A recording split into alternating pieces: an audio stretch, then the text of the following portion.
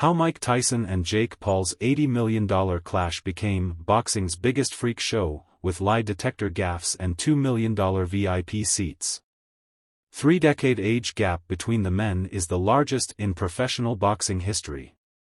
As the dust settles on the U.S. election, America is bracing itself for another epic and unpredictable showdown. And once again, it pits a controversial, motor-mouthed veteran against a far younger contender many predict is not cut out for the job. More than 60,000 fans will pile into Texas's AT&T Arena on Saturday to watch the spectacle of former heavyweight world champion Mike Tyson, 58, take on 27-year-old YouTuber Jake Paul in what critics have dubbed the biggest freak show in boxing history. VIP ringside seats are being sold for a record £1.55 million, and millions more will tune into the event which, in a groundbreaking move, is being streamed live on Netflix. VIP ringside seats are being sold for a record £1.55 million, and millions more will tune into the event which, in a groundbreaking move, is being streamed live on Netflix.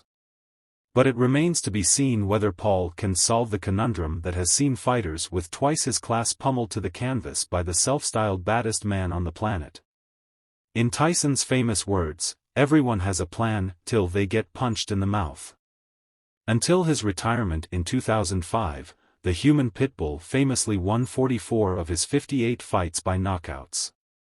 Yet even Tyson, whose training regime includes microdosing magic mushrooms and smoking weed, can't win against old Father Time.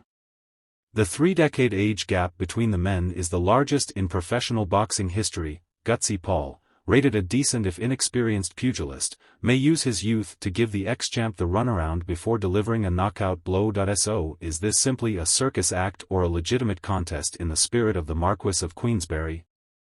What's certain is that it will be box office gold rather than the usual pay-per-view. The fighters have signed a deal said to be around £31 million each for Saturday's early hours bout. It is already predicted to be one of the most viewed boxing matches of all time, and media analysts suggest it could usher in a new dawn for how live sports are consumed, with further plans to broadcast NFL and WWE events on Netflix. Tyson is characteristically bullish ahead of the fight in Arlington, Texas. Before Paul had his most recent and 11th fight, Iron Mike insisted, "Regardless of how old I am, this guy only has 10 fights. If I can fight 10% of what I was, he only has 10 fights, he couldn't match that." In August at a press conference with Iron Mike, Paul bragged, "I'm here to make $40 million and knock out a legend. I don't give a f asterisk about anything else. And he's the one that wanted it to be a pro fight. So he's gonna get his ass knocked out for real on a real record." One glamorous figure in Paul's corner is his Dutch girlfriend Jutta Leerdam, an Olympic speed skating silver medalist who admits to more anxiety over the clash. She told the Netflix documentary Countdown, "Paul vs. Tyson, I'm a little scared. I think, hey, stay away from my boyfriend. But it's also the sport, so I understand that." And when hooked up to a lie detector machine on the endless social media promo trail, Paul's trash talk bluster disappeared. Asked if he would beat the former undisputed champion, he answered, "Yeah."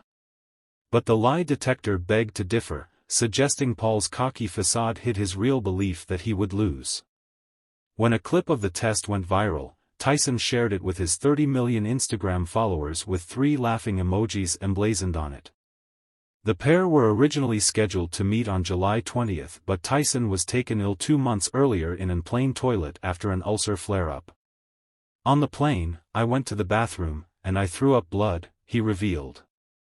"Next thing I know I'm on the floor and I was defecating tar." In his 80s prime, Tyson was the most destructive heavyweight of his generation.